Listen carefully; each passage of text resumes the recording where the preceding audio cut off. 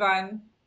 Good afternoon, good evening, and a very warm welcome to everyone joining us from across the globe.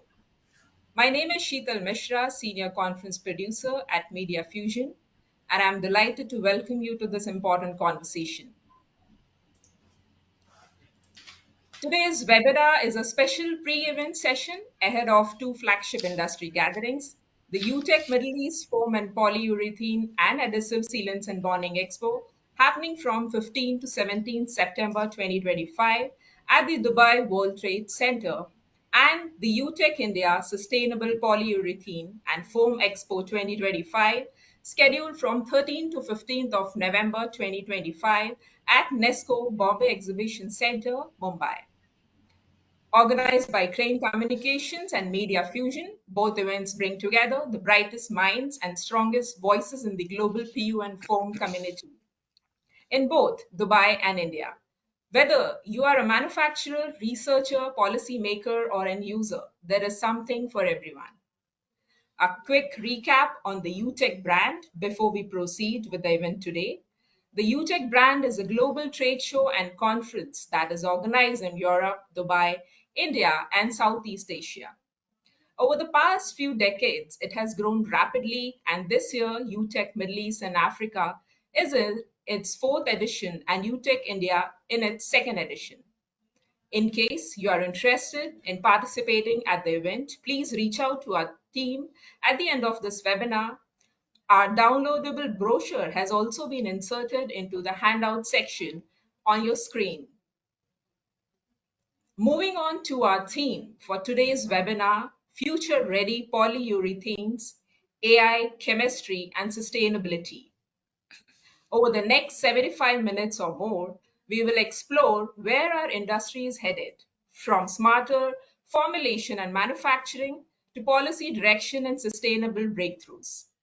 We've also set aside some time at the end for Q&A, so please feel free to share your thoughts or questions in the Q&A or chat box as we go along. And to all our speakers, a kind reminder to please keep an eye on your allotted time so we can stay on track and keep the momentum going.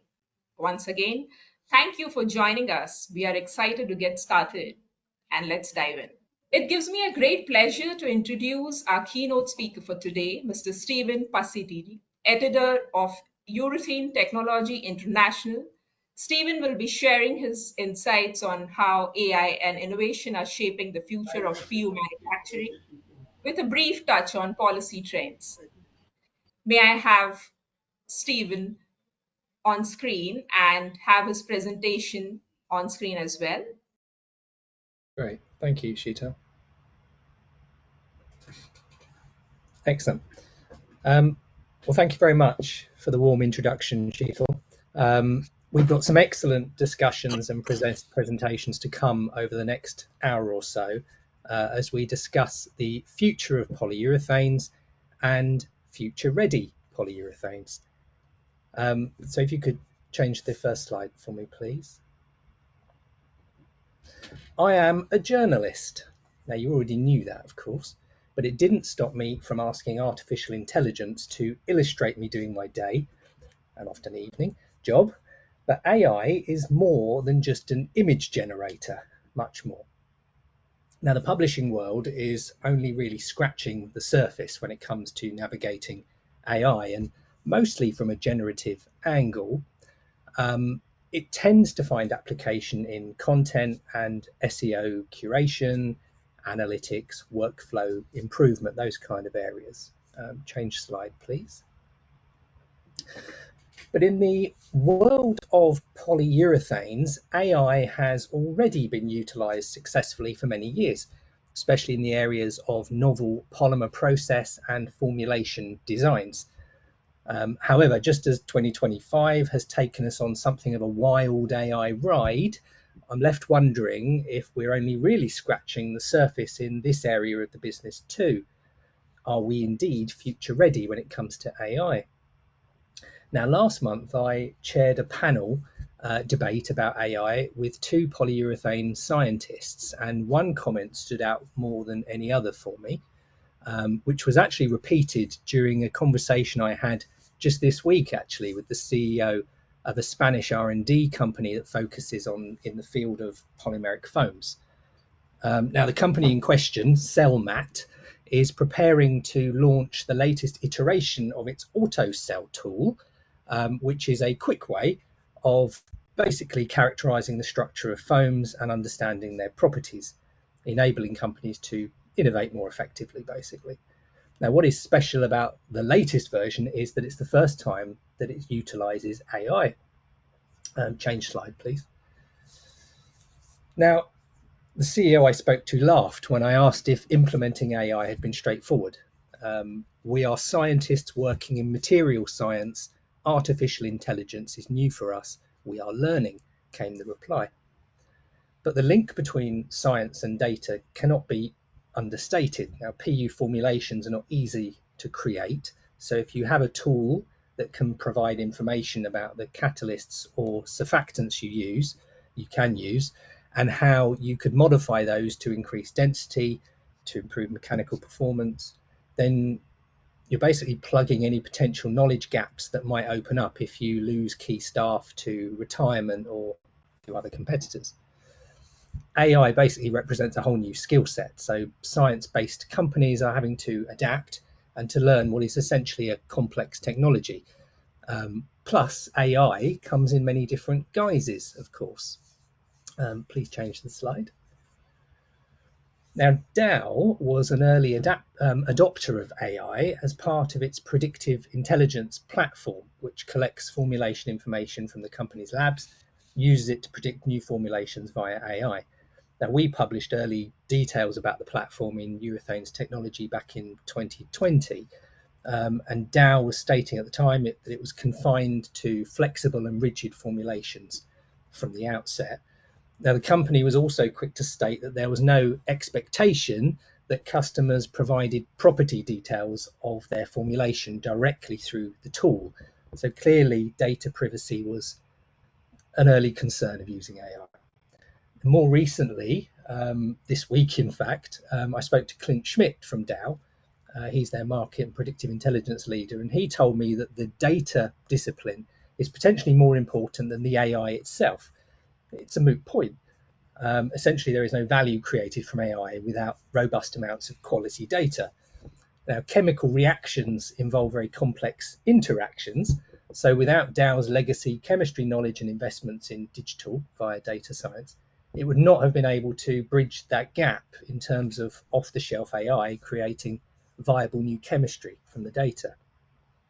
From Dow's predictive intelligence to optimize PU formulations, we have predictive maintenance, which is an increasingly important method for incorporating AI into polyurethane plants. Proves that AI has a role to play further downstream too. Next slide, please. Take this manufacturing execution system, for example, by Boimer. Sophie, as she's named, is intelligent and self-learning, helps to deliver digitalized foam production. Now, the company calls AI the future music that basically will help Sophie to do more. What this means is that AI can look ahead at order schedules and work out the ideal process windows for blocks of foam to reduce waste, or just as I alluded to earlier in the case of PU formulation, AI is not something you just spin up and let run on its own. It needs to be informed, it needs to be refined, and it needs to be a tool rather than a replacement for traditional processes. So back to PU formulation for a second.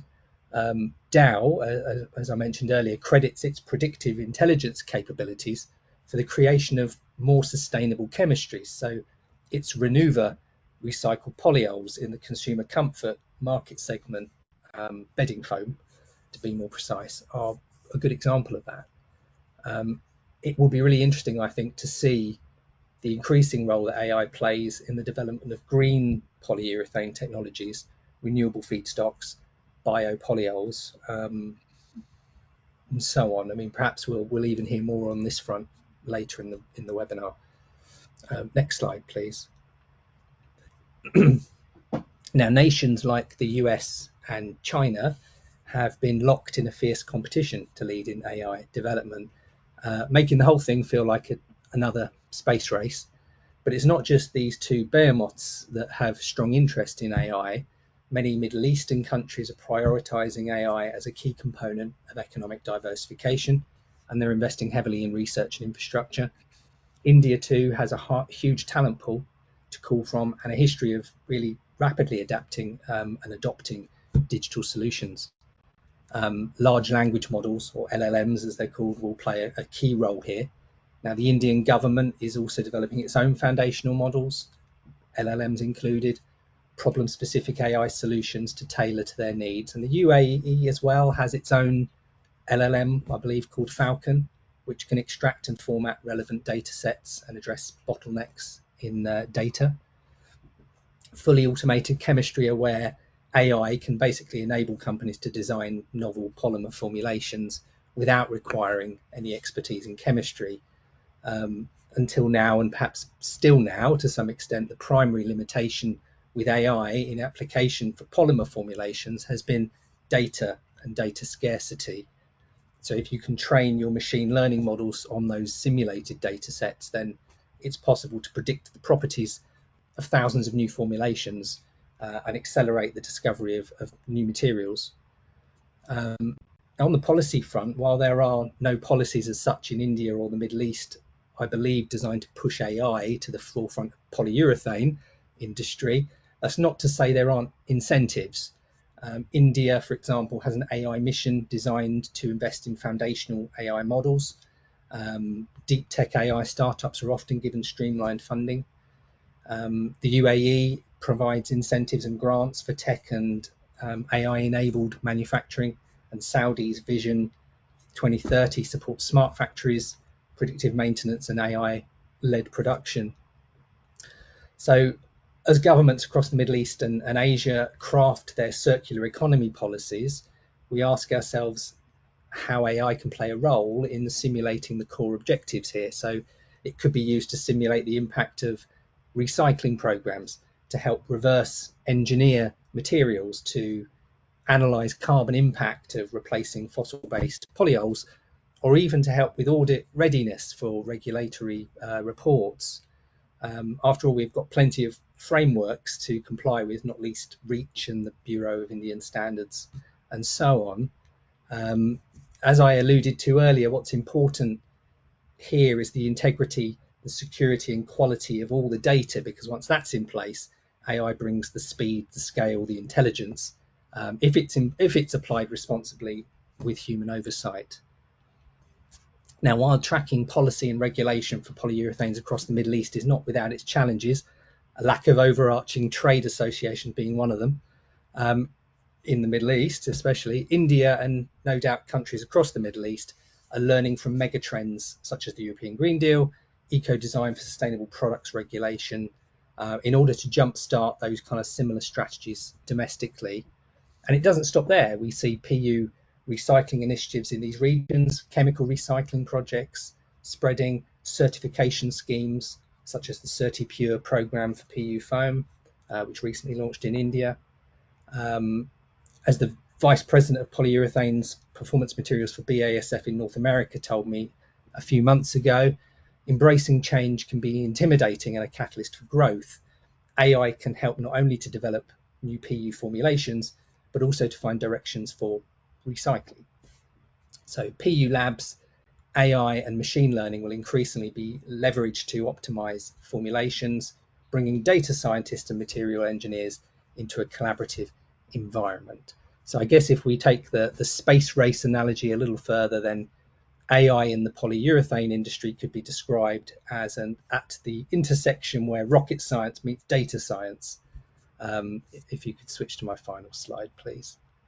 AI is now telling me that I need to end my presentation. So thank you for your time. And I have a great pleasure in handing over to our fellow expert speakers who will guide you through the next hour, and back to Sheetal. Thank you. Thank you, Stephen. Thank you so much for sharing your insights. All right. So, with this, we move on to our next segment, the PU Chemistry Corner introduction. Uh, it's basically, what causes foam to scorch? How do catalysts know when to activate? And why do tiny shifts in molecular structure lead to massive changes in performance? These are some of the technical aspects which we will try and get answered in our session today. We are joined by two leading minds in polyurethane chemistry, Dr. Joseph Che Marcinko, Principal Scientist and President of Polymer Synergies, and Mr. M.A. Naki, President, Link UTECH. Both are highly respected experts and trainers in the PU industry, and they need no introduction. Together, they will offer us a sneak peek into the chemistry, complexities, and the real world challenges that continue to shape polyurethane innovation. This session is just the beginning. The full story will unfold this September at the UTECH MEFPU 2025 in Dubai, where we will dive much deeper into these topics alongside these two global thought leaders joining as well. For now, they will briefly introduce their expert focus areas and key themes. So stay curious, take notes, and consider this your first glimpse of what's ahead. Over to you, Dr. Joseph, followed by Mr. Naki. Thank you, Sheetal. Well, hello, everybody. It's a pleasure to be here. I'm looking forward to meeting everybody in person in Dubai in September. My background is in polyurethane chemistry. It goes way, way back. My graduate studies and my doctoral dissertation was on structure property relationships in polyurethanes. So I am very fond of polyurethanes, and structure property relationships are very, very important. Um, Stephen's talk this morning was very insightful, and he talked a lot about data and the importance of data. And what I'm going to be presenting when I'm in Dubai is some fundamental understanding about the chemistry of polyurethanes. We will talk about isocyanates and how isocyanates are made. We'll talk about polyols and how polyols are made.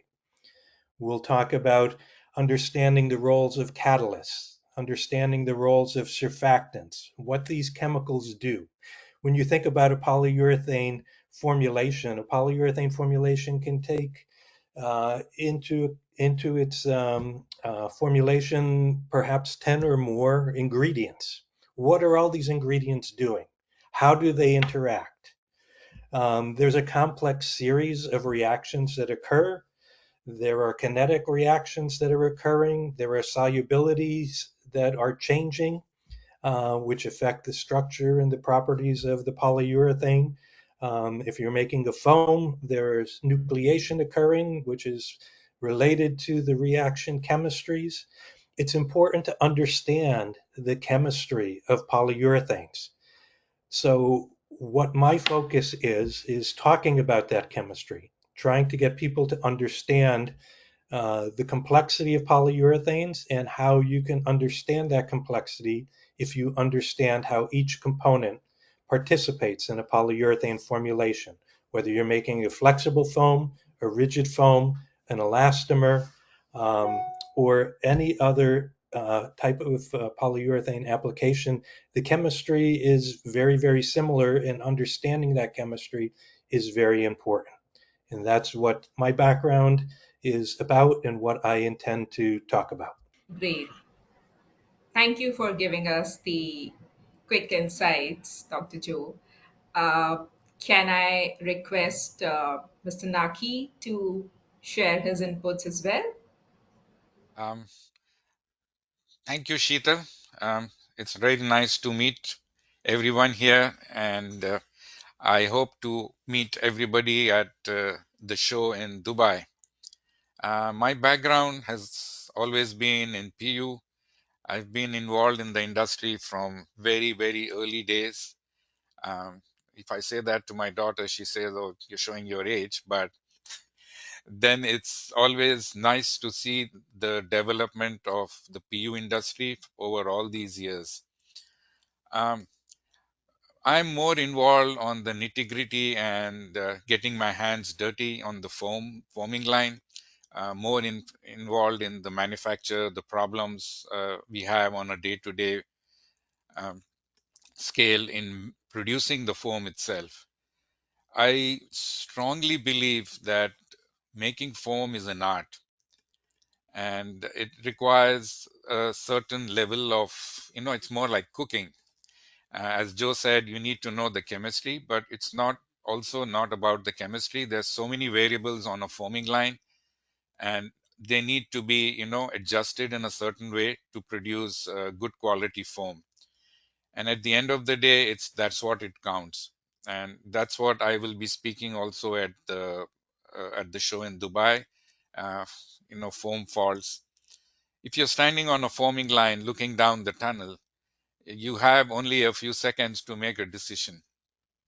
If you see a fault coming, or if you see a fault going to come, you have something like 300 to 500 kilos a minute coming in, and you need to make a decision fast. And you need some knowledge, whether it's a machine fault, or it's a chemistry fault, or it's one of the problems, it's an ambient, condition problem, and you have to make that decision pretty fast. So we'll talk about this on when we meet, all the faults, what could be the possible reasons, whether it's a machine problem, installation problem. And it's not just, knowing what each one does, but what is happening on the foaming line itself. I think over the years, technology has matured, and we keep seeing all these new products, changes coming into the PU industry. And one of the important things I found was, PCMs being used in the polyurethane industry. I've seen it used here. It's more like a passive cooling device. It's a phase change material, PCMs, and came from NASA, as everybody knows. But now it's increasingly being used in the bedding industry, in the medical industry. I've seen some customers who are using it already, and they've gone through their different phases, phase 1, phase 2, phase 3. I think we are now in the final phase. And this is also one of the things I'll be talking about there. Every day we have new developments in the foam industry. And one of the things I recently read was a company who came up with this, they modified the polymer structure. When foam is stretched, it tends to expand. And when you press it, it contracts. But there's a company who came up, which has modified its properties, that it gets harder when it is compressed. And the new mattresses, or the hybrid mattresses, have multiple layers to give multiple layers of comfort. If you have this kind of foam, it can decrease the number of layers in the foam itself. The majority of the PU is being used in the bedding industry. I mean, there are other applications, but I feel the majority of it is used in the bedding industry. And I will also focus another talk on the bedding industry to see where it's being used, how it's being used, all the new, smart mattresses, AI, like Stephen put it. I'm an early adapter of AI, Stephen, and I really love to, take in uh, the new AI and all the models. 30 years back, just a small note, 30 years back, I came up, I thought I'll put in, RFID in the mattresses. And I was working for a mattress manufacturer, and I had everything planned out. I couldn't implement it for the simple reason people came and said, "Oh, you sneaky mattress people, now you want to monitor us with a computer chip in a mattress." So I had to let go of that, and I never really went forward with that. But I think we all should move forward, like Stephen rightly said, AI and smart materials, and we should always look at all these new concepts rather than the old, way of thinking. We have come to maturity in this business as far as the chemistry is concerned, machinery is concerned. They're all moving forward with new ideas, new developments, and we should learn to adapt automation as well as these new concepts. Thank you, Sheetal. It's over to you. Thank you. Thank you, Mr. Naki. Thank you for your wonderful insights. I just quickly want to check with our experts, speakers, panelists. Do we have any quick questions for Mr. Naki and Dr. Joe? All right, sure. Moving on to our next segment. Thank you, Dr. Joe and Mr. Naki, for such an insightful and engaging session. Really appreciate the way you shared your knowledge with us. Now, we are moving on to our panel discussion titled India's Innovation in Biopolyols and Green PU Technologies. Joining us are some of the leading voices in this space: Mr. Jayant Kadilkar, Managing Director, J Elastomers Private Limited, widely respected for his leadership in green chemistry and PU innovation; Dr. Sanjay Nayak, Vice Chancellor, Revanshi University and former DG of CIPT Institute of Plastic Technology, a renowned figure in sustainable polymer research; Mr. Philip Probst, Project Manager at IAL Consultants, bringing a global market perspective on sustainable PU; and our moderator for this session, Mr. K.S. Shivanand, Vice President, Business Creation at Giant Agro Organics Limited. A very warm welcome to all of you, and over to you, Mr. Shivanand, from here. Uh, Good morning, good evening to all the fellow speakers and the audience across the country and the world. Uh, First of all, at the outset, thank you very much for UTECH for giving me this opportunity to moderate amongst the leading limelights of the industry. So I feel much smaller in terms of what you call on these big giants of the industry. But I'll do my best to ensure that we have a very fruitful kind of a discussion.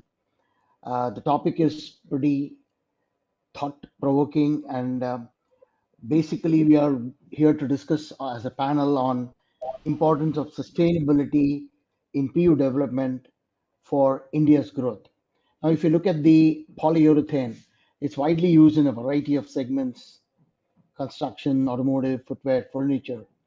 And traditional polyurethane productions, we all know, is fossil fuel, which emits the greenhouse gases or GHGs, which leads to a variety of pollution control measures, waste management.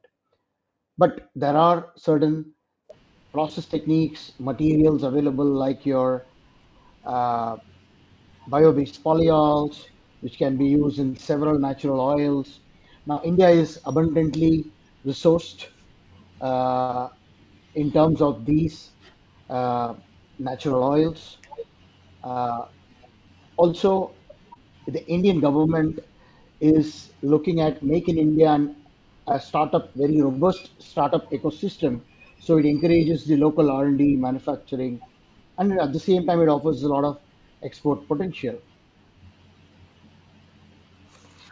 So basically, what is happening is that brings us to a conclusion saying that sustainable polyurethane development is obviously a very strategic imperative for India's long-term growth.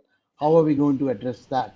Because it supports green industrialization, environmental protection, rural and urban economic development, technology leadership, etc.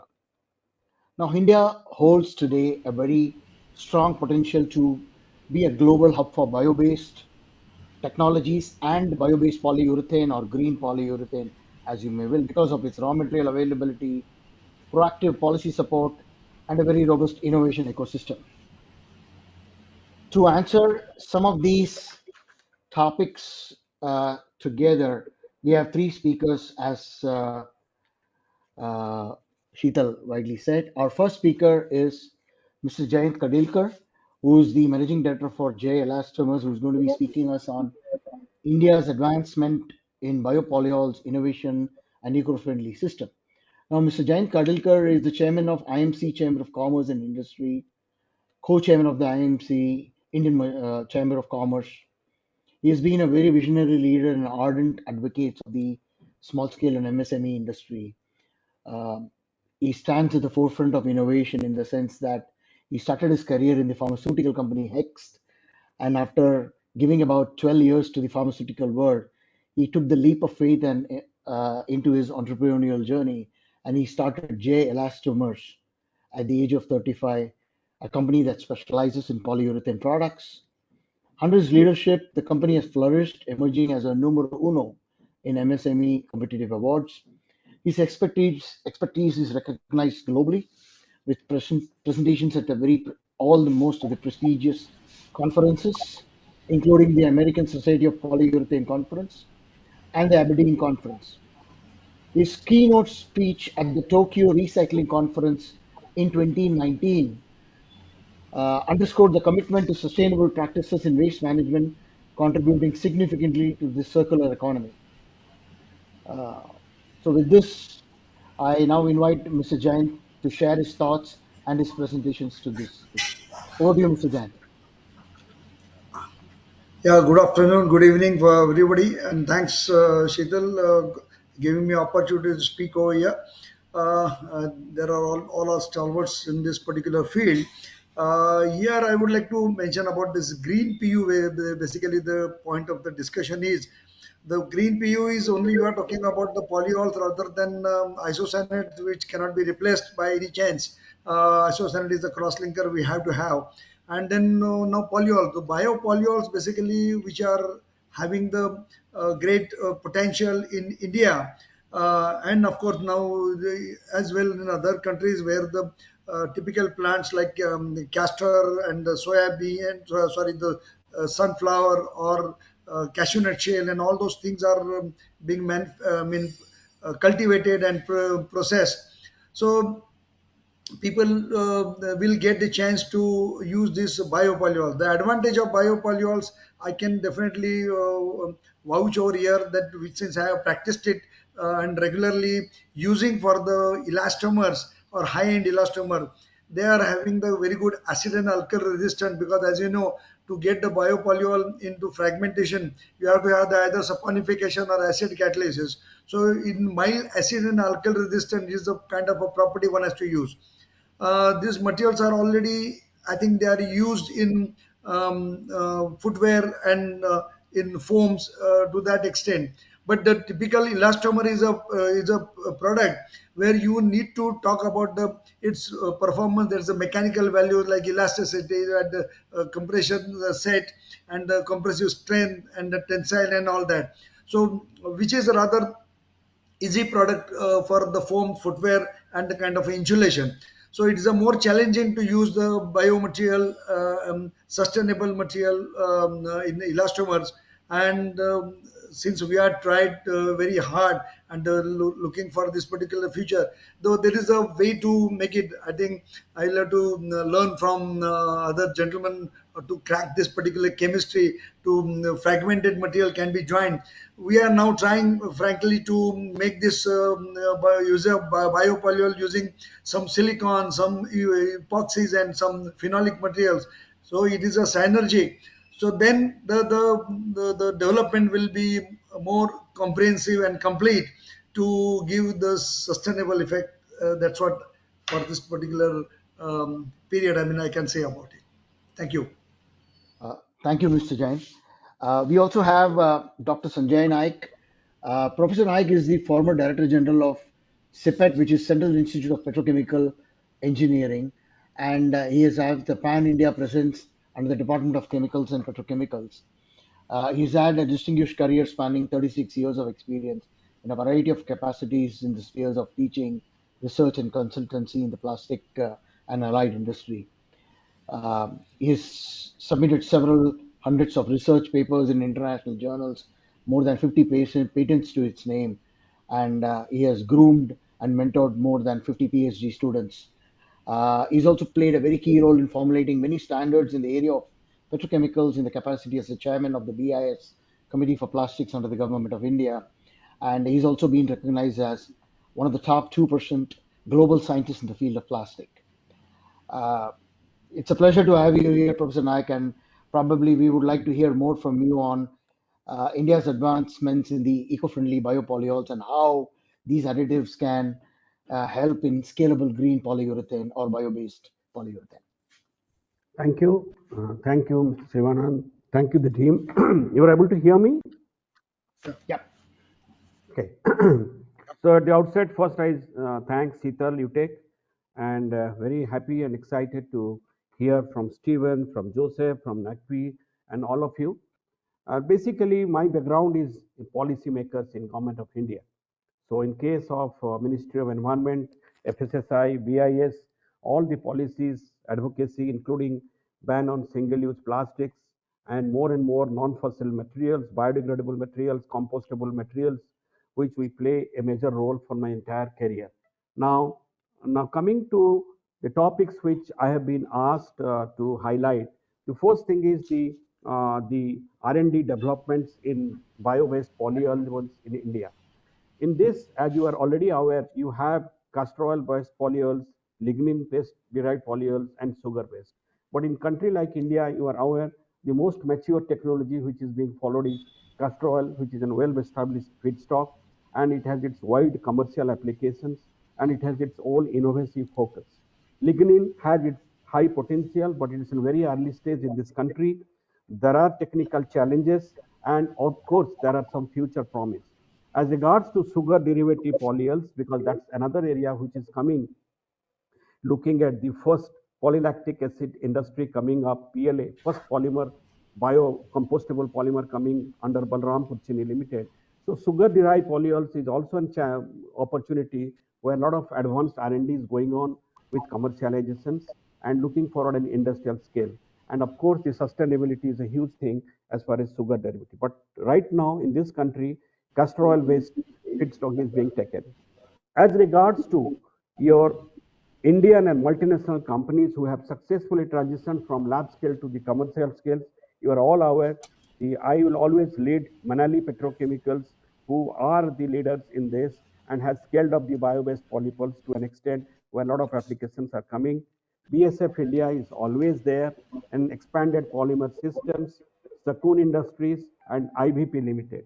As regards to these companies, I understand purely that they exemplify the successful industrial adoptions of green polyurethane innovations, originally developed at the laboratory scale, and then they have scaled up to an extent where countries mostly benefited.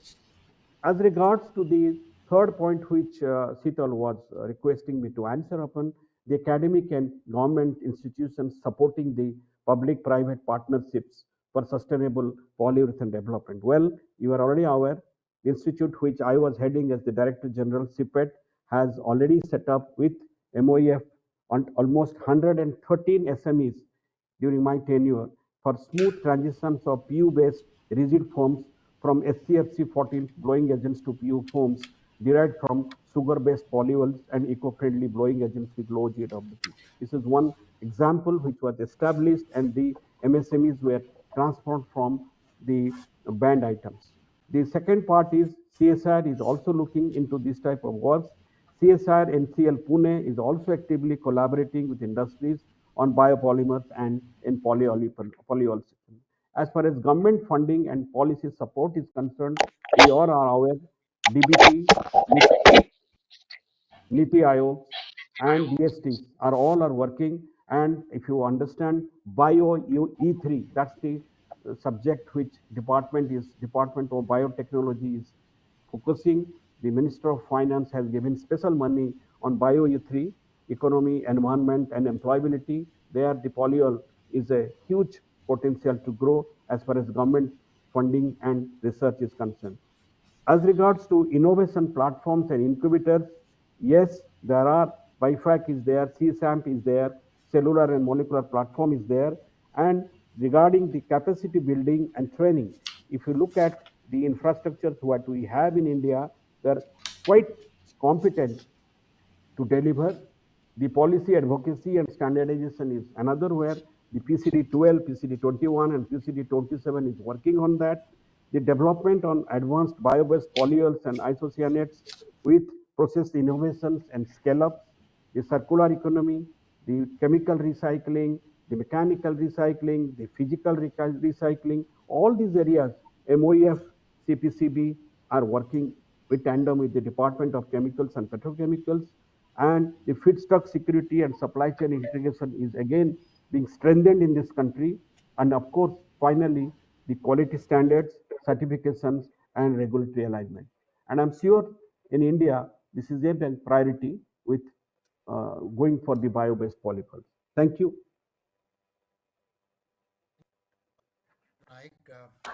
We also have with us Mr. Philippe. Now, Philippe began his career as a company-sponsored academic training in the chemistry school in Graz, Austria. He spent about 4 years with Cytec, now Allnex. We all know the company. And then he was also in Procter & Gamble's fragrance division, which is now known as Coty. And he also took in the as a reach project coordinator. But for the last about 9 years, he is with IAL as analyst, and he has played a very key role in IAL's flagship regional polyurethane reports, both for EMEA, APAC, and Americas, and has led numerous single client studies focused on polyurethanes. Uh, Probably Philip will talk to us about how India is positioned vis-a-vis globally on the biopolyol in terms of infrastructure, product, supply, demand, etc. Over to you, Philip. Hello, everybody. Thanks a lot for the kind introduction, and thank you as well for UTECH and especially for Sheetar for organizing such an important webinar with such current topics. I'm glad to be here, and this webinar comes at the perfect timing for us at IIL. We just published our first edition of our EU sustainability study, in which we cover a big part of the value chain from feedstock to raw materials to the end product and also end of life.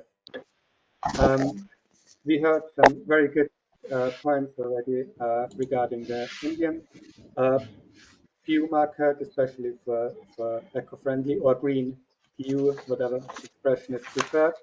I want to give you a little bit of a global context and a bit of a comparison between India and the global market, especially EMEA or Europe. So the global PU industry is undergoing a significant transformation towards sustainability. This can be seen in all the events or the conferences globally, and the topic is ongoing for years now. This is driven by regulatory mandates, ESG commitments, so environmental, social, and governance, and also technological innovation. Sanjay and Jayant covered some of these topics already. Just a bit of the key figures. We think that the global eco-friendly market will increase for polyols from a market share of 2% current to 34% in 2034. This is for the global market. Of course, there are variances between the regions. For cyanates, we think the uptake will be slightly slower. We heard it before. There are some challenges of creating eco-friendly isocyanates, and we think that the market will grow from a market share of 1% to 13% in the next 10 years. Currently, the biggest topics are natural oil polyols, which Jayant and Sanjay already mentioned. For India, castor oil is especially important, and other types of NOPs, sunflower oil, which have been mentioned. Another big approach is the mass balance approach. In Europe, there are already many raw material producers who are using the mass balance approach for polyols and also for isocyanates. And we think that NOPs, as well as the mass balance approach, will gain further momentum with the overall market adoption of eco-friendly solutions. Other solutions have been briefly mentioned as well, such as chemically recycled polyols made of foam. Right now, mostly flexible foam, but producers are also moving towards rigid foam. Other things are PET recycling for polyester polyols, as well as the mass balance approach, which I already mentioned. We think that the trend towards eco-friendliness will be driven firstly by the flexible foam market, just followed by the rigid foam, with some progress in chemical recycling of rigid foam materials in Europe as well, and TPU. With coatings, adhesives, and sealants, it will be very difficult to do chemical recycling because it's often part of a bigger system, and first we need to find solutions how to separate it from the system. So just a little bit about the global drivers. We think the main global drivers are regulatory pressure, consumer preferences, which are more prominent globally, new technologies, which I touched briefly earlier, and corporate ESG commitments by the companies. Just from a European perspective, there are already a lot of regulations, legislations, and advisories in place. So I just want to go through them quite briefly. A big one is the EU Green Deal, which is a comprehensive set of policies by the European Commission. The idea is to keep the EU competitive, however resource efficient. Initially, the idea was to achieve climate neutrality by 2050. However, targets are not as ambitious anymore as they used to be because there are many other issues currently in the EU. However, there is advancements, and another big topic is to reduce the greenhouse gas emissions by 55% in the next 5 years. Then there are also other net zero mandates by governments who are enforcing carbon neutrality targets, especially in Europe again. However, other countries outside Europe also have ambitious targets, which can hopefully be kept. I meant in my introduction, people mentioned that I worked in REACH before. REACH is already an established regulation in the European Union, and it stands for registration, evaluation, authorization, and restriction of chemicals. People shouldn't forget that environment impact is also connected to safe handling of chemicals and to protect the consumer. So therefore, it's important that some raw materials are not being used. REACH requires companies to register and assess the risks associated with the chemicals they manufacture, import, or use. Another big topic is the circular economy legislation. There are quite a few different approaches. There's requirements for recycled contents which come into place in the EU, especially for automotive, which requires 25% of recycled content and 25% of this 25% of being closed loop systems. Another thing is the digital product passport. We had something similar before, and the EPR, which is the extended producer responsibility. That's also, it's basically a system that requires producers to take greater responsibility for the management and recycling of the produced products, which is especially a big topic in mattresses right now. Then there's this corporate ESG, which I mentioned before. Multinational companies, they also set their own targets, independent from governments and from institutions, which are sometimes quite ambitious, but it's nice to see that it's moving towards the right direction. In terms of the consumer preferences, there's a growing demand for low VOC materials, especially for indoor applications. Just to touch a bit on India, because we mentioned it before, India compared to the rest of the world, we think that India has strong availability of castor oil, which we defined already, which is a key input for natural oil polymers. Another strength of Indian production of PU is the strong growth. India is one of the strongest growing markets in the world, alongside Indonesia and Saudi Arabia. So, the strong growth definitely gives companies a little bit of options to diversify their products and to adjust their productions. Also, cost advantage. India has a slight cost advantage when it comes to competitive manufacturing, to available feedstock in the country, and the demand the growing demand for green materials. However, there are some limitations. In India, the limited scale, so the market in Europe and China in comparison are much bigger, and the eco-friendly PU production in India is still comparatively small. Then there's a little bit of a technology gap. India is very strong in NOPs. However, there could be a little bit more emphasis on chemical recycling infrastructure and on advanced bioisocyanate synthesis. Yeah, just as an outlook, with targeted investments in mass balance systems, bio-based R&D, and certification, India could become a key supplier of sustainable PU in the future. Thank you very much. I hope it was enough for a bit of an overview. Thank you, Philip. So we all know that India is uniquely positioned as to be as a global bio-based PU hub. The simple reason, yes, castor oil, one of the largest oil, and since I come in from that organization, just to let the panel and the people know, globally, 95% of castor oil requirement is met by India, and of which two states in India rule the roost, which is Gujarat and Rajasthan. We find little bits and pieces of castor oil, some in Brazil and some in China, but India is still one of the largest, or by far the largest. And castor as a crop is a single crop per year. I mean, you get one crop per year, and it's grown. It grown as shrubs and trees, no forestation, so it doesn't come under the so-called European EUDR regulations at this point of time, which is widely spoken. Castor is not coming there. So with this, I mean, while we have an abundant feedstock material, there are some policy incentives in place. We have a very robust ecosystem and startup ecosystem and innovation.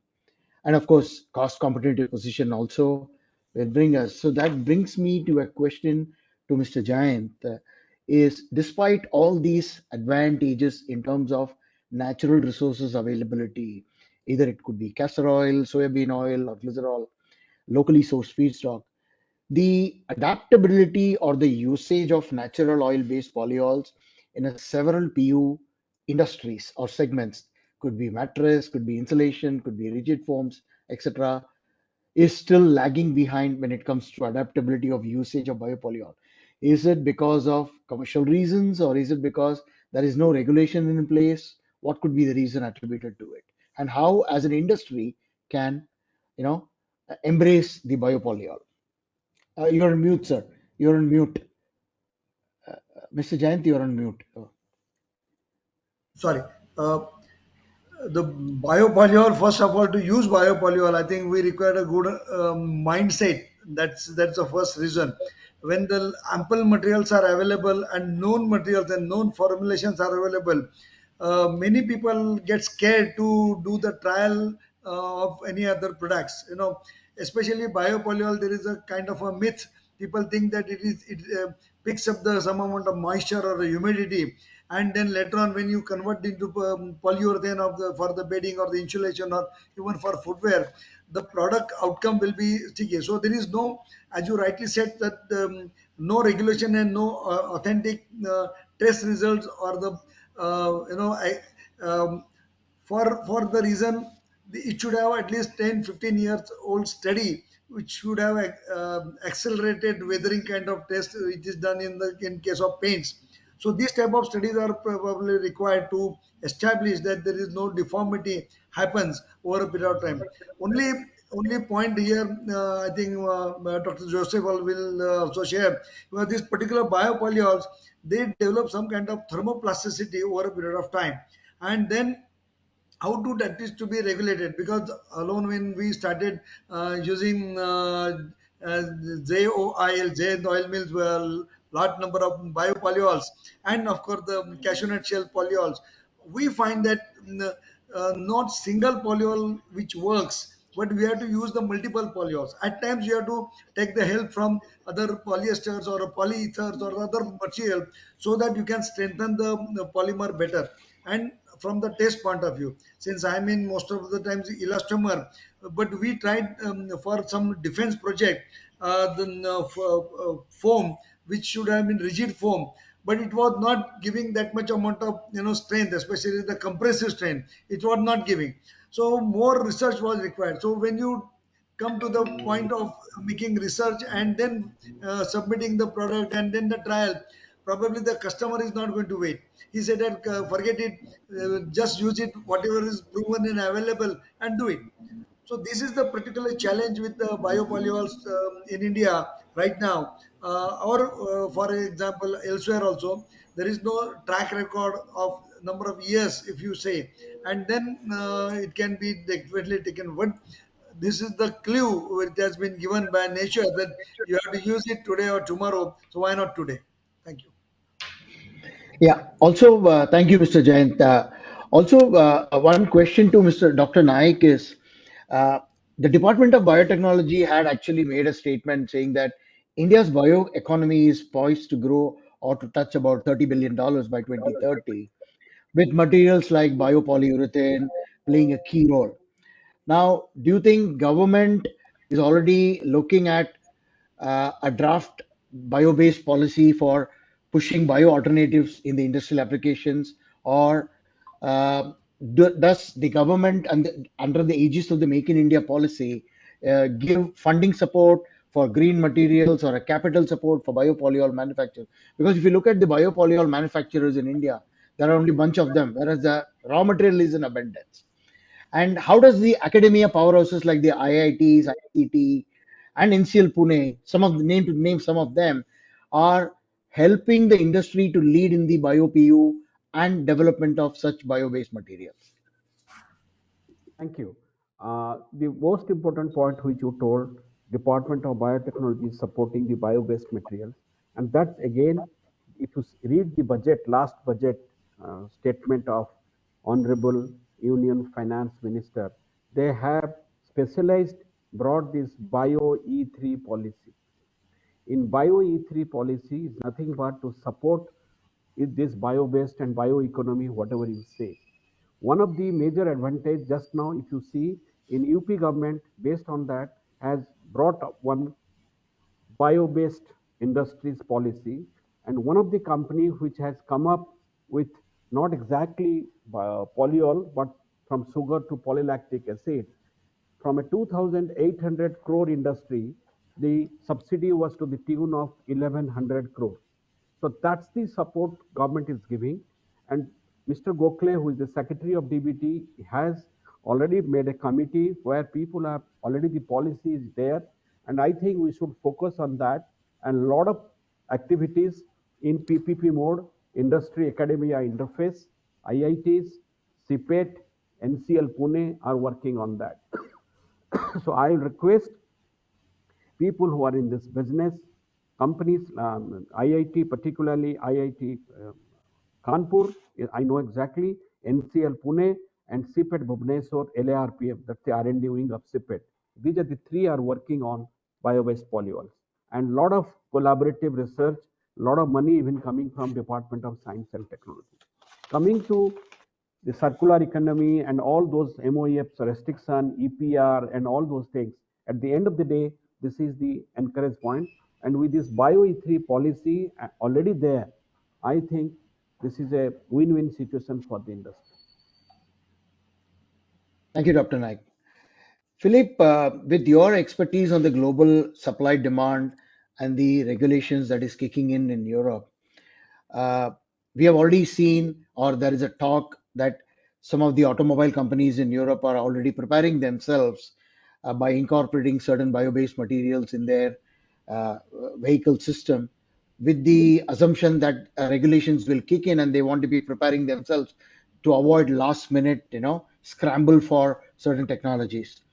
So how crucial is a regulatory body will help in pushing the use of biopolyols? I mean, today, unless a person is pushed into a biopolyol, he or she may not, a firm may not do it.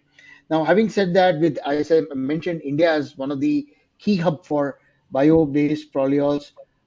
globally where it can export. Today, India is already exporting quite a bit of biopolyols for a variety of applications. It could be a coating adhesive applications, it could be a little bit of foam applications, it could be flooring applications, etc. But from a contextual perspective, when the global regulations kick in and the global demand shoots up for bio-based polyols, what do you think India should be doing to ensure that they meet the global requirement from a supply chain perspective? And also keep in mind the China activity as well. Do you see similar activity happening in APAC where Chinese people are looking at biopolyol as well? Mhm. Yeah, thank you. These are very good questions, I think, and very important questions as well. Because in theory, everything sounds great. We have new technologies, everything is ready to be produced, that it can be upscaled. However, it needs one of these two things. One of them is economic indicators such as prices. If the price is high, it will be very hard for for many producers to shift towards a more eco-friendly approach. To force that, you often need regulation, if or subsidies. If without regulation or subsidies, and if there's um, no up and coming regulations like you mentioned for automotive and in EMEA, there is no need to change.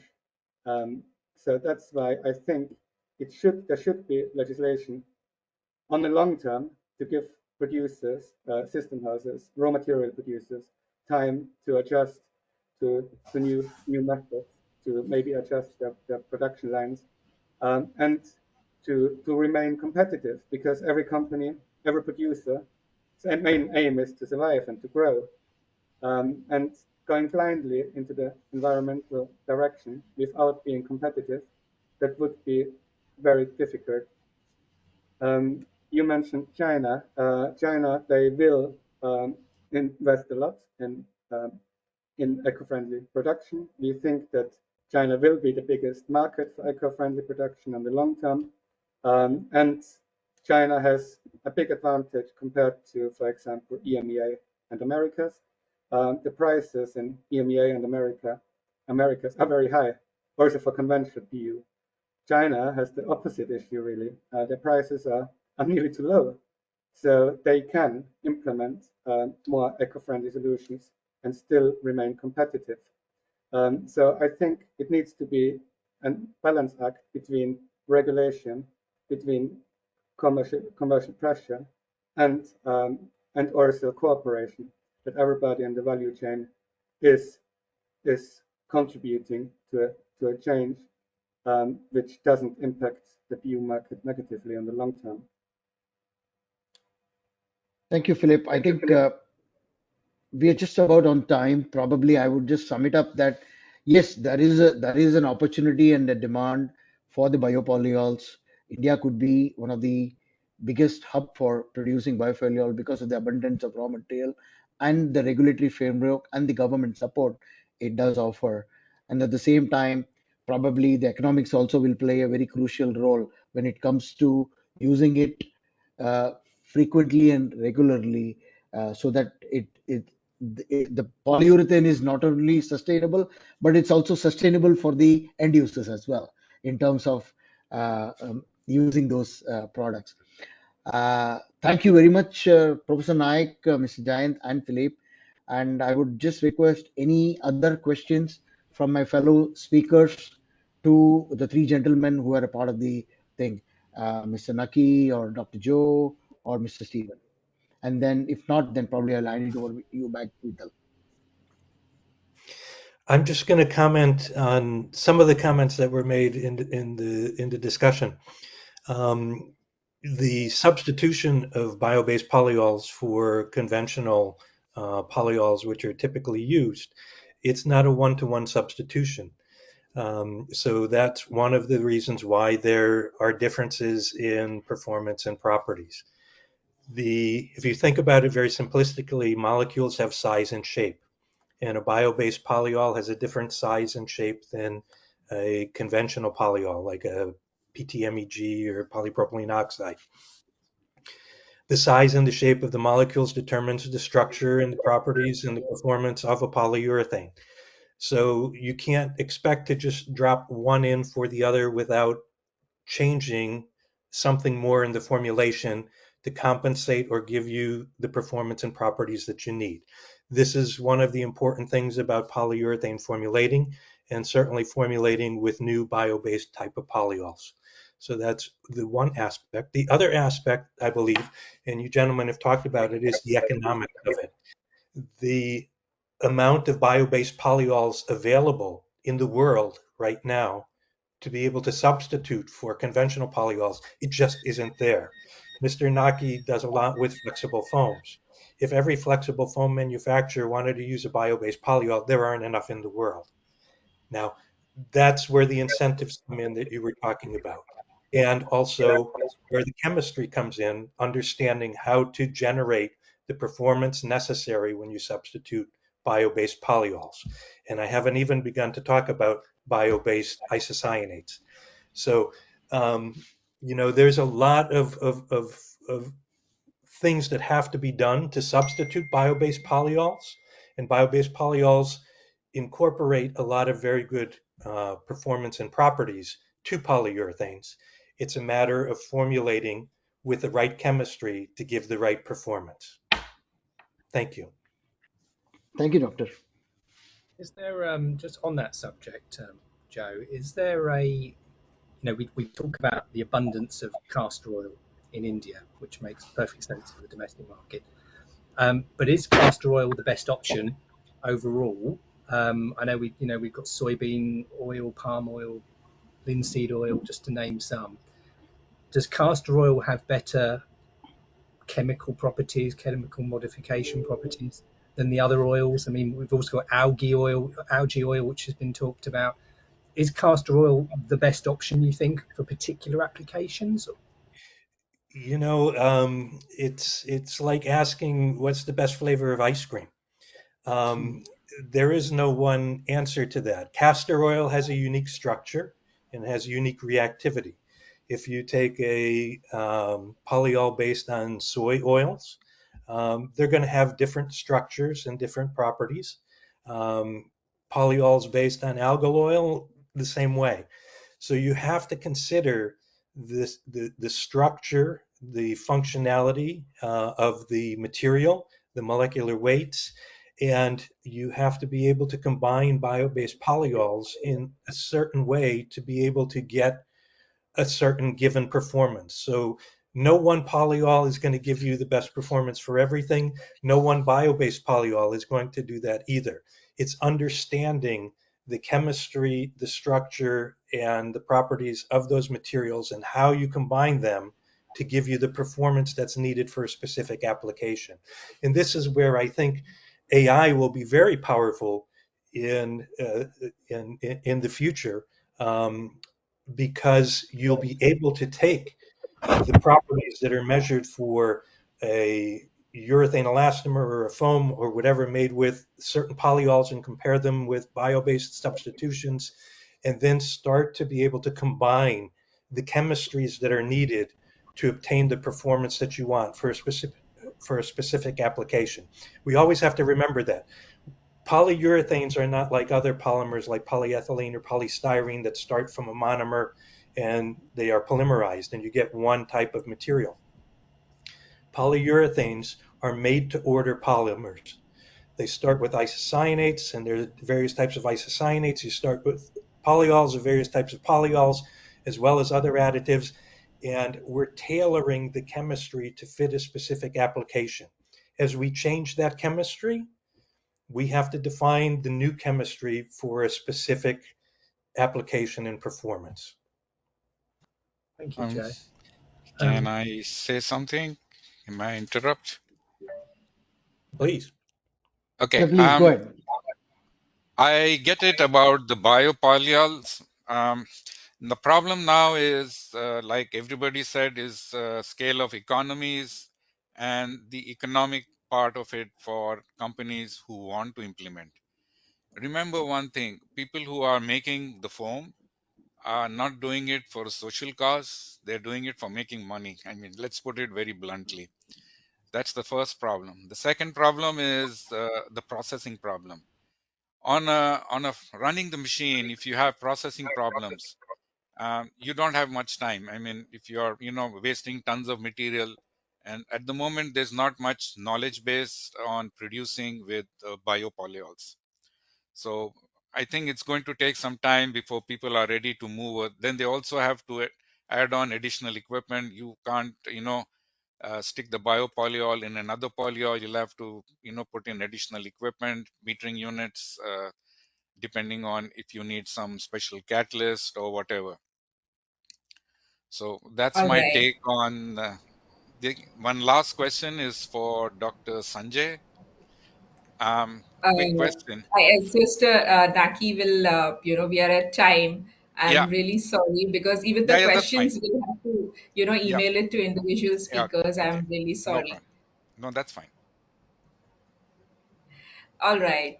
So, with this, we come to the end of this webinar. A big thank you to all our speakers for sharing their time and expertise, and to everyone joining us from around the world. Your participation, questions, and engagement made this session truly meaningful. We hope you found today's discussion insightful. A valuable preview of the conversation will follow at our upcoming event, the Middle East and the India edition. Please note that we've started sharing more details about both our events on our website, social media platform. In case you're interested in participating at the event, please reach out to our team at the end of this webinar. Our downloadable brochure has also been inserted into the handout section on your screen. Until then, stay connected, stay curious, and thank you once again for joining us today. Please follow us online for the latest updates. Wishing you a great day or evening, depending on wherever you are joining us from. And we will post all the questions to our speakers and we will get them answered for all of you. Thank you. Thank you all for joining us today. Thank you all. Thank you. Thank you. Thank you Thank you very all. much. Thank you. Thank you very Thank much. you.